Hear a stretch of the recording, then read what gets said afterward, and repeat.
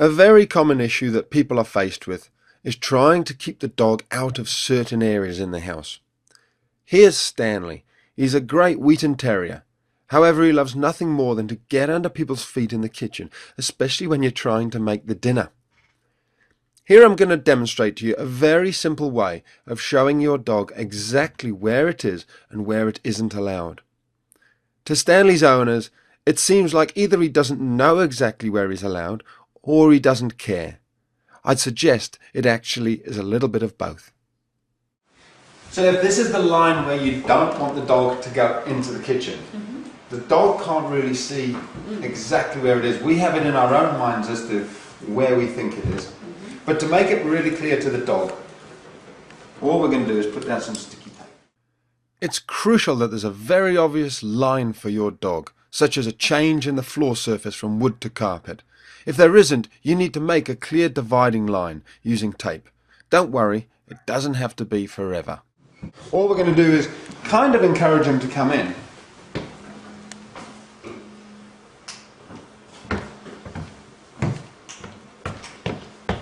He already knows there's something up. There's a line there. So look at that. We haven't even trained him. That line has just gone down. He knows. Good boy, Stan. Outside, out the kitchen. Good boy. Good boy.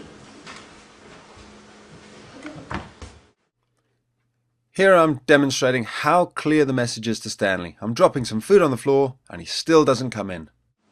So we haven't really, you've been training him a little bit to keep him out of the kitchen, but you can see the power of that white line. He almost has instantaneously realised that is the line. It's now very clear. I don't know how you'll feel. Out the kitchen, out the kitchen. Good boy, good boy. Okay, so out of the kitchen when your back's off, praise him. When he's out the kitchen, we praise him. Now what we don't want to do is get him to think that every time he comes in here, if we chase him out, he gets a treat. We want him off the line. So we're actually going to say, out the kitchen, good boy. We don't want him in the kitchen at all. And he's not allowed to touch that line with his foot. Because what dogs love to do is just edge further and further and further into the kitchen. That has said to him, you don't even stand on the line. Okay. And he's saying, look, oh. And you can see you can use any sort of energy to drive him out. Even just stamping your feet a little bit, moving towards him. Maybe, out the kitchen, out the kitchen. Are you making sure you don't look at him, or are you looking I'm not looking at him now to invite him in. Right. If you look at him, you invite him. So I'm deliberately ignoring him. And you can see he's good. Now, when he's being like that, that's a very good boy. He's been outside for a good long time, out the kitchen. So good boy, good boy. Very good boy, darling. A little bit further.